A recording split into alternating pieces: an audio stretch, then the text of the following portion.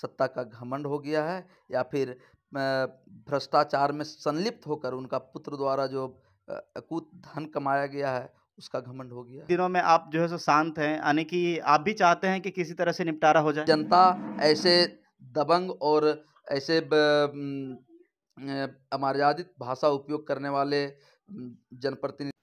नमस्कार, जोहार। आप देख रहे हैं आईना प्लस, सच दिखेगा तो बोलेगा। और आज मैं हूं, एक वायरल जो ऑडियो हुआ था जमुआ विधानसभा क्षेत्र के जो विधायक थे केदार हाजरा के सुपुत्र कृष्णा हाजरा, जो कहा जा रहा है कि ये कृष्णा हाजरा ने भारतीय युवा मोर्चा के जिला महामंत्री शंभू शर्मा को जो अपशब्द या गंदी गंदी गालियां, और वो गालियां को तहकीकात करने के लिए मेरे साथ जुड़े हुए हैं आज शंभू शर्मा जी, जो भाजियोमो जिला महामंत्री हैं।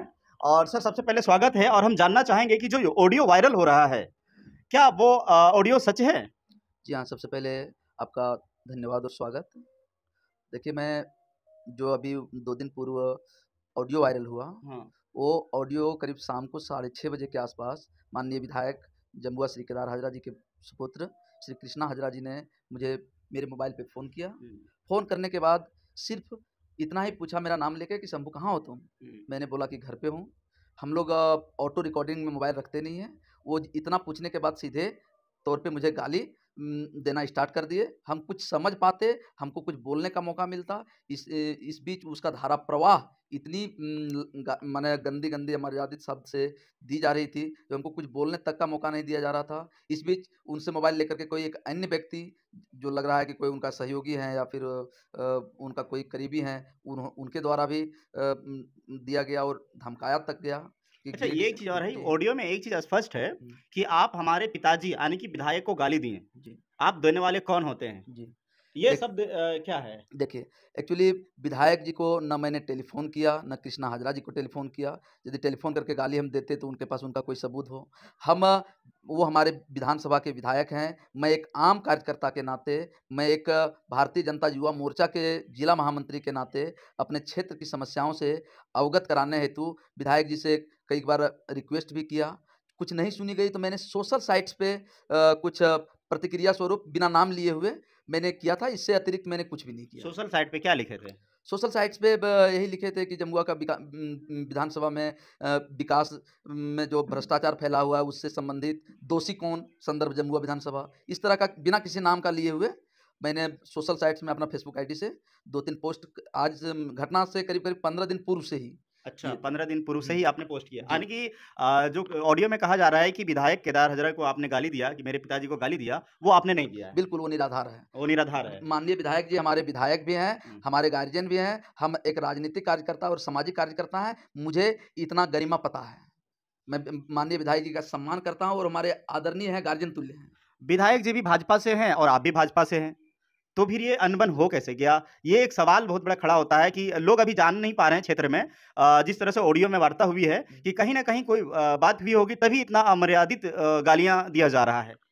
मेरे द्वारा कोई बहुत ज़्यादा डिमांड नहीं था। मेरे द्वारा अपने क्षेत्र की जो सार्वजनिक समस्याएँ हैं, उनसे संबंधित विधायक जी के पास कुछ उसका निराकरण के लिए, जैसे हमारे यहाँ 1-2 ठो रोड हैं, जो बहुत हम लोग पंचायत का हम मुखिया भी रहे हैं और अपने कार्यकाल में उतनी लंबी फंडिंग हम लोगों के पास नहीं होती थी, जिसके चलते हम नहीं करवा पा रहे थे। विधायक जी चुनाव जीत कर आए। हमारे यहाँ एक आदिवासी बाहुल्य गाँव है बेलाटांड़, वहाँ पे पक्की सड़क आज तक नहीं गई है। बरसात में वहाँ के पब्लिक को आने-जाने में सुविधा, इनसे संबंधित माँग किए थे कि जो सार्वजनिक चीज़ है, उस पे काम कराएँ। जबकि हम लोग जो देख रहे हैं विधायक जी, चाहे जिस कारण से वो व्यक्तिगत लोगों को उसका काम पर ज़्यादा ध्यान दे रहे हैं, सार्वजनिक विकास से संबंधित काम पर ध्यान अच्छा, नहीं दे रहे हैं। ये ऑडियो को लेके फिर आपने अब तक क्या पहल किया है? पहल करने वाली तो हमारी कोई बात नहीं है, हम तो पीड़ित हैं। इस पर तो माननीय विधायक जी का अभी तक मेरे पास आपके पास कोई प्रतिक्रिया आई होगी तो हमको नहीं मालूम। मेरे पास तो अभी कोई प्रतिक्रिया नहीं आई है। इससे हम समझते हैं कि यदि अभी तक माननीय विधायक जी इस पर पहल नहीं किए, क्योंकि मेरा जो विवाद हुआ, चाहे हमको जो गाली दिया, वो विधायक जी के पुत्र ने दिया।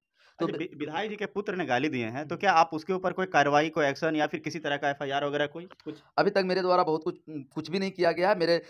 मेरे साथ-साथ मेरे समाज को भी गाली दिया गया है। समाज के लोग आगे पर क्या रणनीति करते हैं, वो समाज पर निर्भर करता है। युवा मोर्चा के लोग, हम युवा मोर्चा से हैं, भाजपा के अन्य कमेटी के जो लोग हैं, वो लोग क्या करते हैं, ये उनके विषय में है। हम उनका निर्णय का इंतज़ार कर रहे हैं। आप उनका निर्णय का इंतज़ार कर रहे हैं। यानी कि इतनी भद्दी-भद्दी गालियाँ देना, और अब तक आप लगभग कितने दिन हो गए हैं? सोमवार की तीसरा बात दिन है। है। सोमवार की बात है। जी, सोमवार से लेके अभी इतना आज गुरुवार है, जी। और इतने दिनों में आप जो है सो शांत हैं, यानी कि आप भी चाहते हैं कि किसी तरह से निपटारा हो जाए? जी, बिल्कुल नहीं।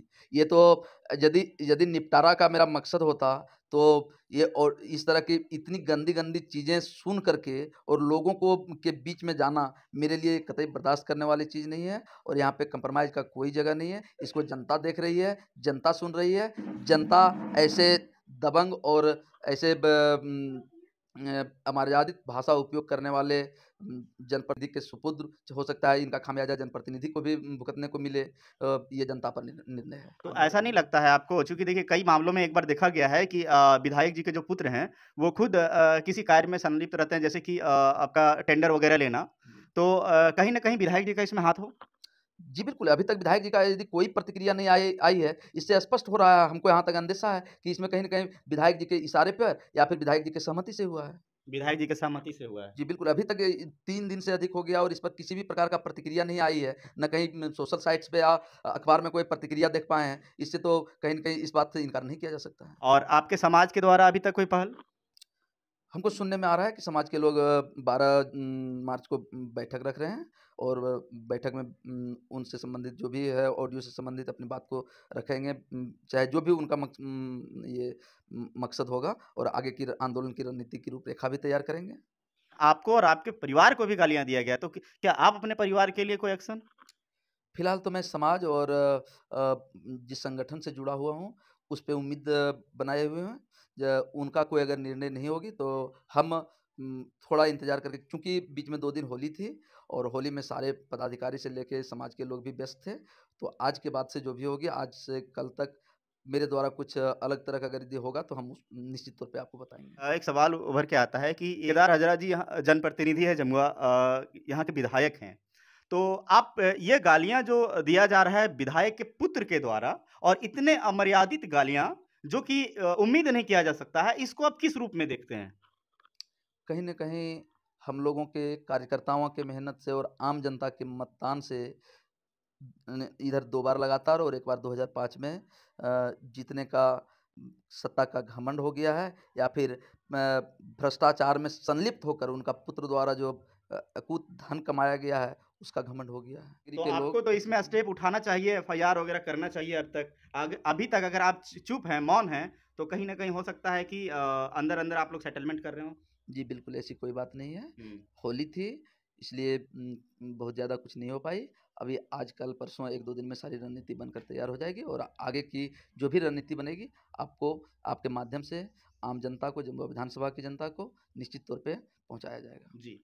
तो आपने ये देखा कि ये जो ऑडियो जो वायरल हुआ था विधानसभा क्षेत्र में, जो इतनी गंदी-गंदी, भद्दी-भद्दी गालियाँ दिया जा रहा था, वो ऑडियो की तहकीकात करने के लिए मैं शंभू शर्मा के घर तक आया, और यहाँ हमें ये पता चला कि वो ऑडियो वाक़ई में सत्य है, और इस तरह से जनप्रतिनिधि के पुत्र के द्वारा भद्दी-भद्दी गालियाँ देना, और ये एक एक समाज को, एक विशेष समाज को ही गालियाँ नहीं, एक पूरे जनता के बीच ही उन्होंने एक गालियाँ दिया है, जैसा कि प्रतीत हो रहा है। बाकी आप क्या सोचते हैं इस ऑडियो के बारे में, और इस मामला के बारे में आप क्या समझते हैं? कमेंट करके ज़रूर बताइएगा। फिलहाल के लिए जय हिंद, वंदे मातरम।